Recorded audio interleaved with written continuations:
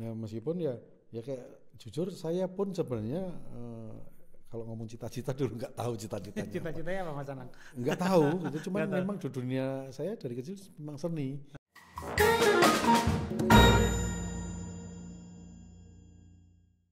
Assalamualaikum warahmatullahi wabarakatuh. Ketemu dengan saya Anang Batas di UGM Channel di podcast jenengnya apa ya, bincang alumni. Ya maklum lah, ini podcast yang dadakan sehingga ya pokoknya mengalir, kadang mengidul, mengitan, mengulon.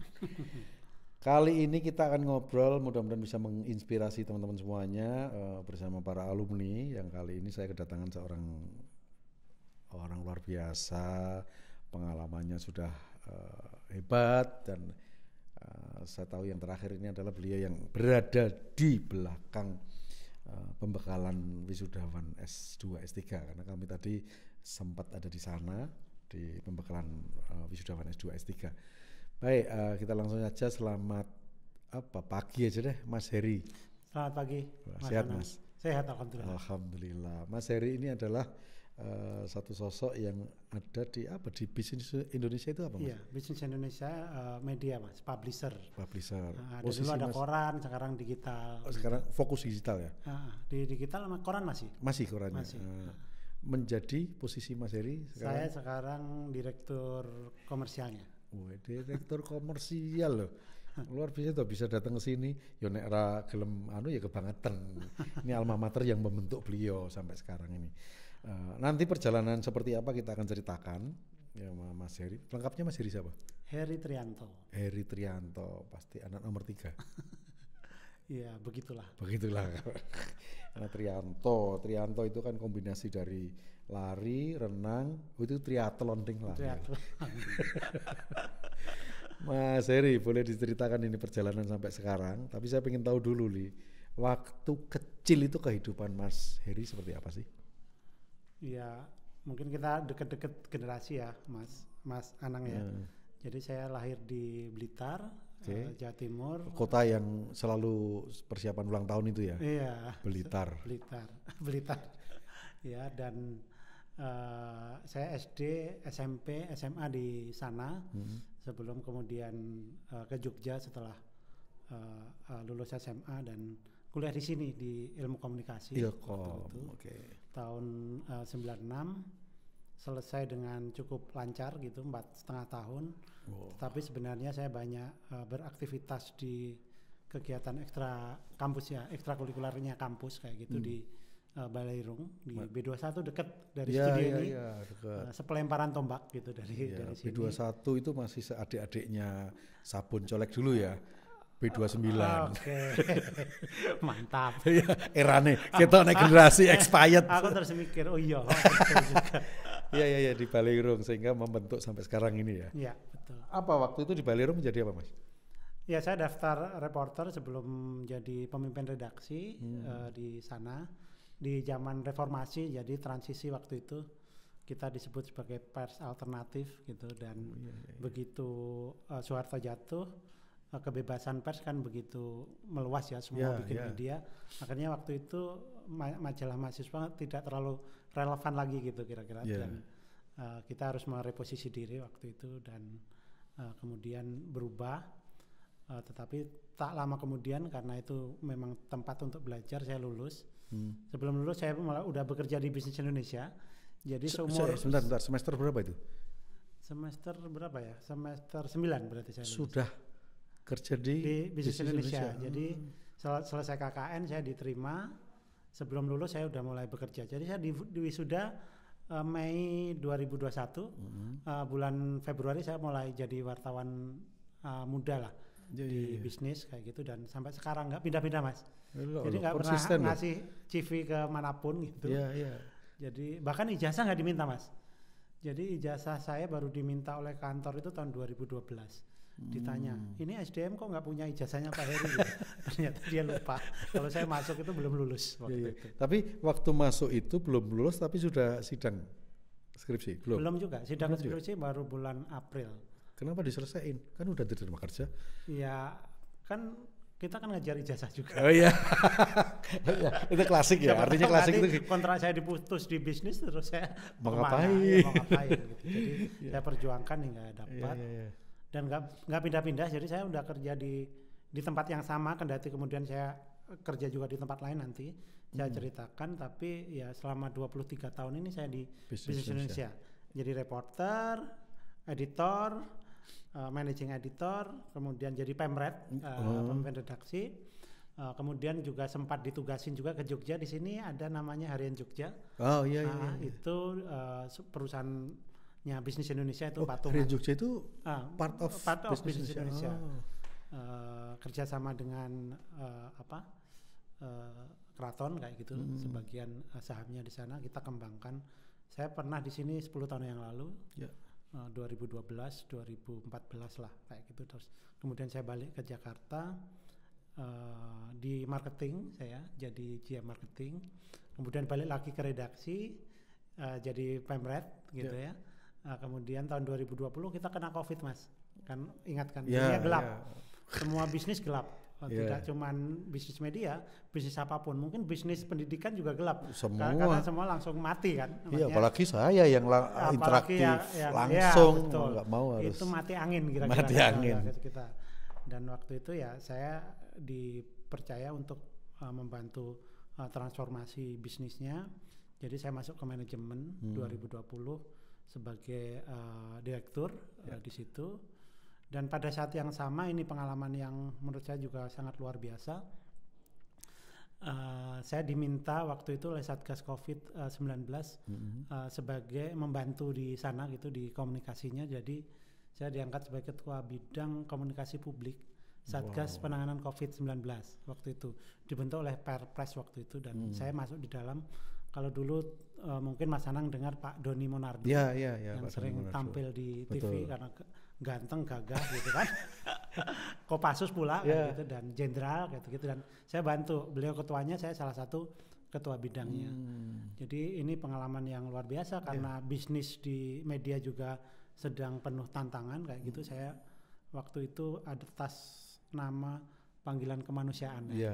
Waktu itu sebenarnya ada dua kan, atas nama panggilan kemanusiaan dan kondisi kepepet. Kondisi kepepet. Harus punya aktivitas. Jadi ya waktu itu memang akhirnya saya nggak seperti orang lain yang lebih banyak di rumah kan ada pembatasan kegiatan sosial, tapi saya sudah justru ada di depan menyampaikan, menjadi jembatan lah buat komunikasi pemerintah dan itu sangat dinamis karena kita tahu kebijakannya selalu berubah-ubah.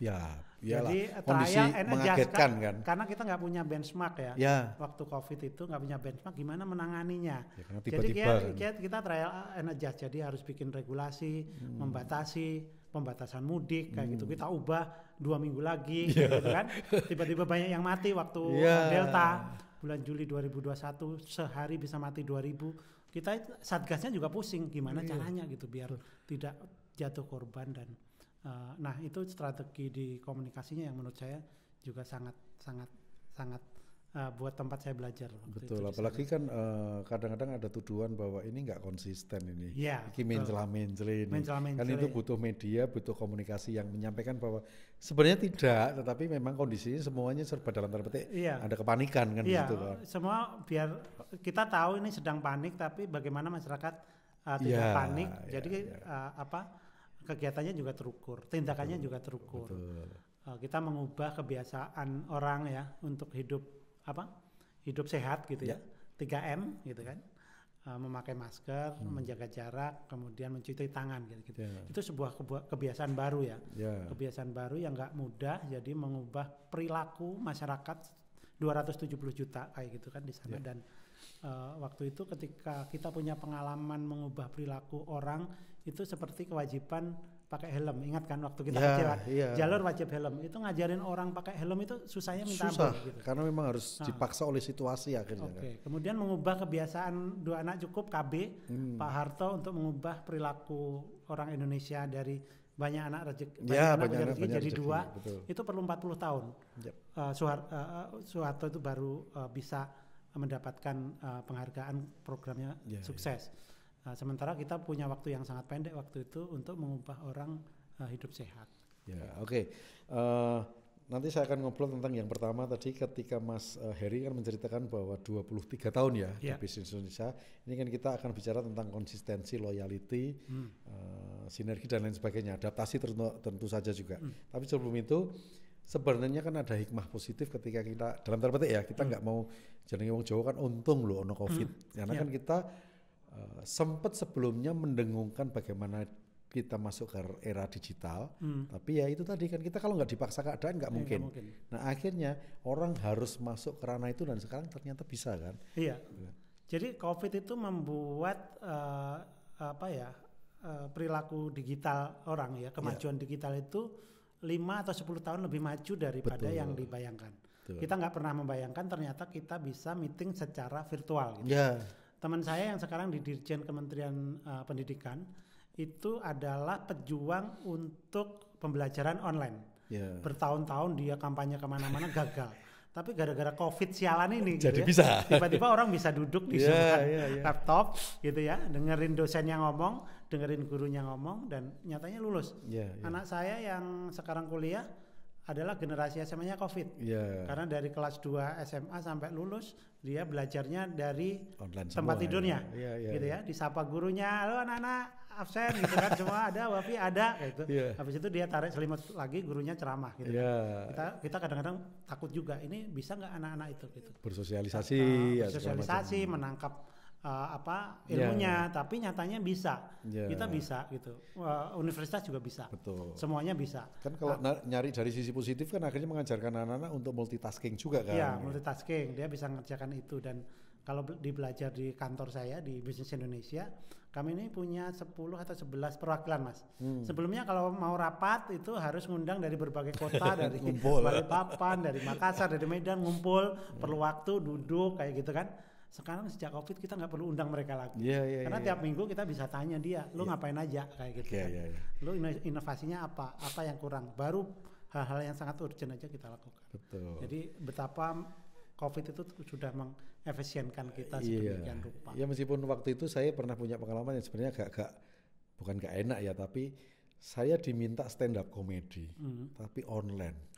Saya kan nggak pernah. Ada interaksinya ya? Iya, harus berinteraksi. Akhirnya ada sedikit tawar-menawar, saya mau tapi harus ada audiens kecil pun nggak apa-apa. Jadi saya nggak mau dari rumah.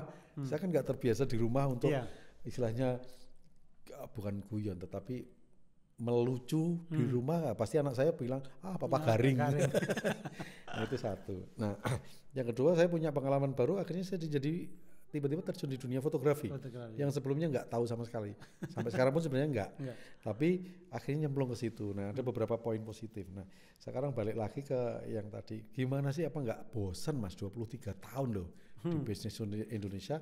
Let's say nggak pernah merasakan di tempat lain kan Mas? Iya, jadi 23 tahun di perusahaan yang sama gitu, dan akhirnya nggak pernah bikin CV gitu, karena nggak melamar di tempat lain. Tetapi rasanya saya dapat ya, orang ini kan punya pengalaman hidup masing-masing gitu. Tapi saya sering berpikir bahwa sebaik-baiknya pekerjaan itu ketika kita mencintai gitu. Jadi saya kadang-kadang merefleksikan hidup saya itu apa sih gitu kan. Ketika saya SMA saya suka nulis gitu kan, ketika kuliah saya dapat komunikasi, kemudian aktivitasnya di nulis juga di Balairung kayak gitu kan, kemudian pekerjaan pertama saya di media juga kayak gitu, dan rasanya itu udah menjadi jalan dan kemudian saya memang mencintai pekerjaan itu. Ya ini mungkin menghibur ya, betapa monotonnya hidup kamu 23 tahun, tapi ya sudah gitu. Jadi ya sudah, sebaik-baik pekerjaan adalah ketika kita mencintai. Jadi kita bekerja dengan hati gitu ya.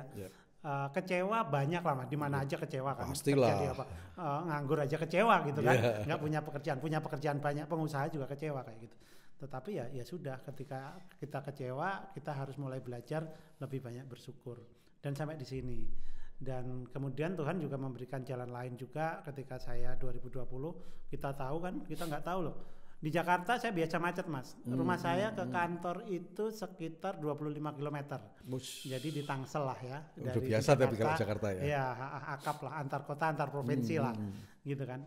Jadi waktu COVID itu suasananya itu benar-benar tintrim, tahu tintrim ya?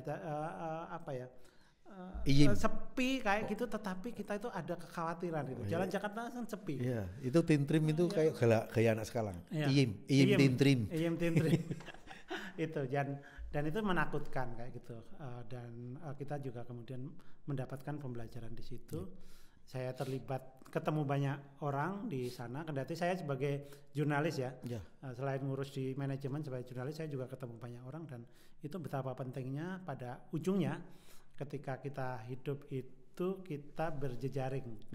Ketika kita berjejaring, berteman, kuliah itu mungkin bagian kita untuk menambah pertemanan. Ilmu penting ya, tapi kalau kemudian kita bergaul, kemudian apalagi alumni UGM keluar kayak gitu.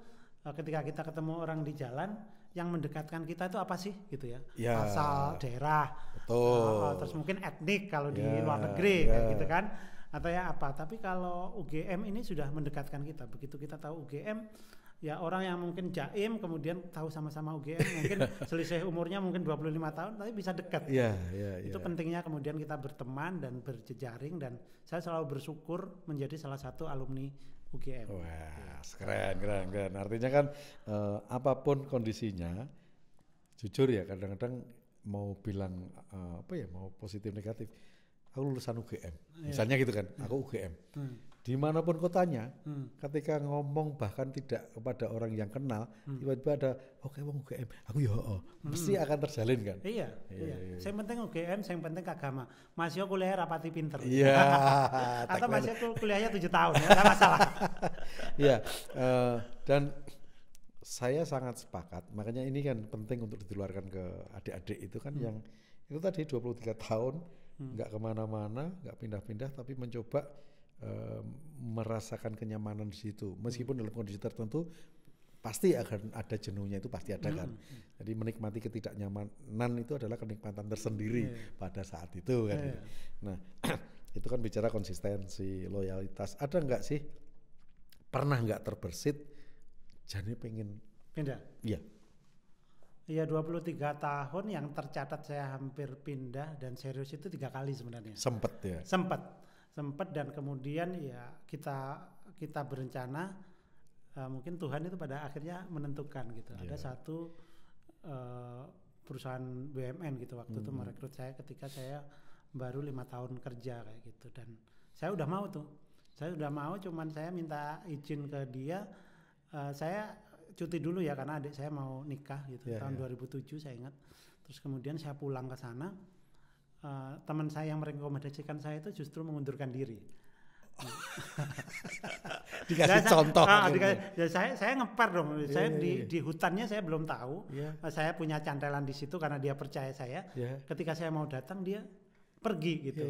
Itu kan ngeselin kan. Saya kesel waktu itu, tapi ya sudah, mungkin itu bukan jalannya. Saya balik lagi ke bisnis. Dan belum resign. Untungnya belum resign ya. Pokoknya saya balik cuti, saya baru ngajuin resign. Tapi teman saya ini resign. Ketika saya balik cuti dia resign gitu. Jadi saya batal.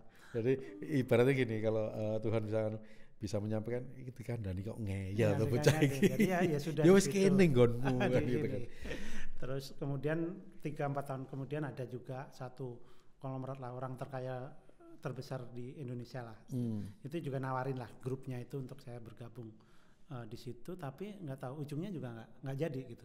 Ketiga sebuah perusahaan asing, saya juga gitu. Padahal kalau bisnis Indonesia sebagai perusahaan dia tuh UMKM lah, maksudnya perusahaan media yang grupnya nggak terlalu besar, tetapi sebenarnya cukup sehat gitu secara bisnis. Kita digaji terus, dapat bonus terus nyatanya gitu. Tapi kemudian saya akhirnya berpikir, ya sudah, saya di sini lah, di sini, dan kalaupun saya berakhir di sini ya sudah gitu. Sampai kapan ya saya tunggu 23 tahun, 7 tahun lagi kalau usia pensiunnya dapat gitu. Tapi ya sudah, saya nikmati saja. Ya ibaratnya kan kalau sesepuh kita ngomong arep golek opo to uripe. Kalau kata Mbak Anda tadi urip itu urup. Urip itu urup.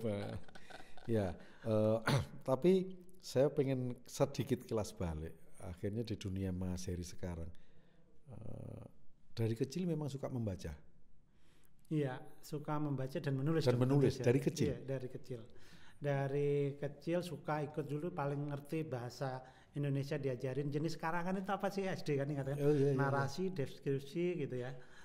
Itu paling tertarik bidang itu ya? Jadi itu saya memang punya ketertarikan gitu, dan mungkin itu sebuah jalan juga ketika kita fokus pada satu hal, kemudian kita bisa mendapatkannya secara ini ya, tahu sedikit tapi banyak gitu. Karena ada juga kan anak-anak itu yang diajarin suruh nyari bakatnya, dia diikutin apapun, diikutin les piano, diikutin les nyanyi, di les fisika kayak gitu, tapi akhirnya bingung nanti setelah ini saya mana di fokusnya kayak gitu. Jadi memang penting juga kemudian kalau kita itu sejak awal itu menentukan kira-kira jalannya kemana. Jangan jadi generalis lah. Betul. Kira-kira. Nah meskipun ya kayak jujur saya pun sebenarnya kalau ngomong cita-cita dulu nggak tahu cita-citanya. Cita-citanya apa Mas Anang? Nggak tahu. Itu cuma memang di dunia saya dari kecil memang seni. Sehingga pernah sih mau ngelamar bukan ngelamar, teman saya yang membuatkan lamaran pekerjaan diterima. Saya nggak mau. Sudah diterima, menyisikan 4.000-an pelamar lainnya. Saya bingung karena waktu itu saya belum yakin. Akhirnya enggak saya memutuskan bahwa saya di dunia ini aja. Iya, begitu, meskipun ya itu menikmati kayak seperti yang sampaikan Mas Heri tadi. Jadi sebaik-baiknya pekerjaan adalah mencintai, ya. Mencintai sih mungkin kadang-kadang belum tentu ketemu, tetapi bagaimana saya melihat dari sisi menikmati, bahwa menikmati pilihan, seperti saya membuat sedikit tagline, hidupilah pilihan karena pilihan itu yang akan menghidupi, gitu kan. Jadi ya wes lah, yakin wae mbok kok dadi apa gitu. Rasanya kita ini 11-12 Mas. Dalam melihat gitu ya. Tadi ya. Jadi saya jadi yang wawancara, saya biasa wawancara juga Mas. Ya makanya aku dihadapkan karo dedengkote bisnis Indonesia, ya aku ngeper. Tapi kan gini, akhirnya Mas Heri dalam tanda petik gini, dari kecil juga hobi membaca, hobi menulis. Memutuskan fix saya terjun di dunia yang ini itu mulai kapan? Mungkin SMA saya sudah situ. Sudah saya bisa. Saya matematika, ilmu itu agak susah kayak gitu. Kendati saya SMA jurusannya fisika karena gengsi aja. Karena harga diri. Psikotes saya itu yang paling menonjol memang bahasa, sosial baru eksak. Tapi ya masih bisa gitu. Tapi karena gengsi sama teman-teman, yang pinter-pinter neng fisika gitu ya. Ya saya ngambil di fisika. Kendati di fisika saya urutnya belakangan gitu. Hampir nggak naik kelas juga, kelas 2. Karena terlalu banyak ikut kegiatan dan kemudian kuliah saya gagal juga pernah, UMPTN dulu, UMPTN sekarang UTBK ya namanya macam-macam gitu. Saya gagal UMPTN pertama, tapi saya kemudian kuliah di Universitas Rajanya Gajah Mada di Brawijaya gitu. Kemudian setahun saya kuliah di sana, ujian lagi, masuk di sini, kepatihnya nih saya gitu. Kira-kira kayak melapisi gitu. Kekuatan sebelumnya. Tapi yang UMPTN kedua itu waktu itu saya masih ambil IPC gitu. Saya udah ngambil IPS. Saya udah IPS saja karena saya memang yakin. Saya semakin yakin bahwa saya sebenarnya di situ gitu. Kalau nggak usah maksa lah. Lalu ngambil teknik apalagi yang MIPA kayak gitu, udahlah. Gagal kayaknya, udah bolak-balik ditunjukin Tuhan kan. Gagal di situ. Oke Mas Heri, terima kasih ini karena waktunya terbatas, tapi ini luar biasa. Kita ngobrol pendek, sebenarnya pengennya ngobrol panjang ya. Tapi yang saya petik penting itu yang tadi itu. Saya benar-benar serius fokus ke Mas Heri 23 tahun di tempat yang sama itu kan nggak gampang sebenarnya. Tapi satu, loyalitas, konsistensi, fokus terhadap pilihan, tadi cerita sudah disampaikan. Kemudian adaptasi, karena meskipun di satu perusahaan yang sama tapi kan lintas bidang-bidangnya kan. Artinya itulah pentingnya. Yang pertama adalah bagaimana ilmu di dalam kelas itu penting, tapi yang lebih penting juga itu adalah ilmu di luar kelas. Bagaimana berhubungan dengan teman-teman di mau dimanapun. Nah, sekarang yang terakhir, karena itu semua sudah dapat, yang terakhir harapannya untuk UGM dan untuk Kagama, teman-teman alumni. Ya, UGM ini sangat besar gitu ya, mungkin sangat-sangat besar. Alumninya juga di mana saja kayak gitu. Kemarin Pilpres saja yang 6 alumninya calonnya di situ kendati nggak kepilih ya.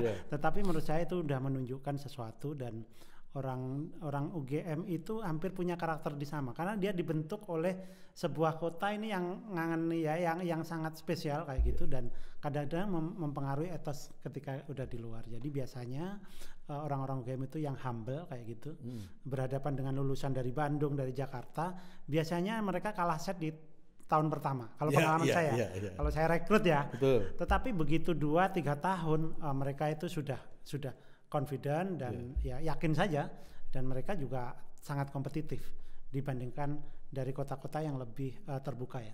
Berani membuktikan setelahnya. Sebenarnya antara itu kuat atau sebenarnya rodo setengah. Aku mending buktikan sih. Kalau orang lulusan apalagi Jogja ngomong tanya gaji berapa aja kan nggak berani jawab. Berani, ya saya cocoknya dibayar berapa? Ya terserah, gitu.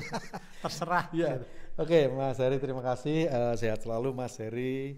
Mudah-mudahan kontribusi kepada kampus kita tercinta tidak akan luntur sampai kapanpun. Terima kasih Mas Anam. Mohon maaf kalau waktunya terbatas. Mudah-mudahan nanti juga saya sih harus banyak berguru ke dengan senang hati kalau ke Jakarta main ke saya Pak. Gitu. Oke, terima kasih teman-teman. Ini waktunya terbatas. Bincang alumni bersama Mas Heri dari Bisnis Indonesia.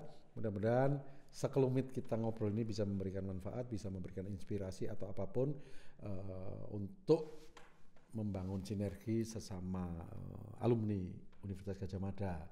Jangan pernah protes jika tidak tahu proses, apalagi progres. Saya Anang Batas. Sampai ketemu di bincang alumni berikutnya. Wassalamualaikum warahmatullahi wabarakatuh. Waalaikumsalam.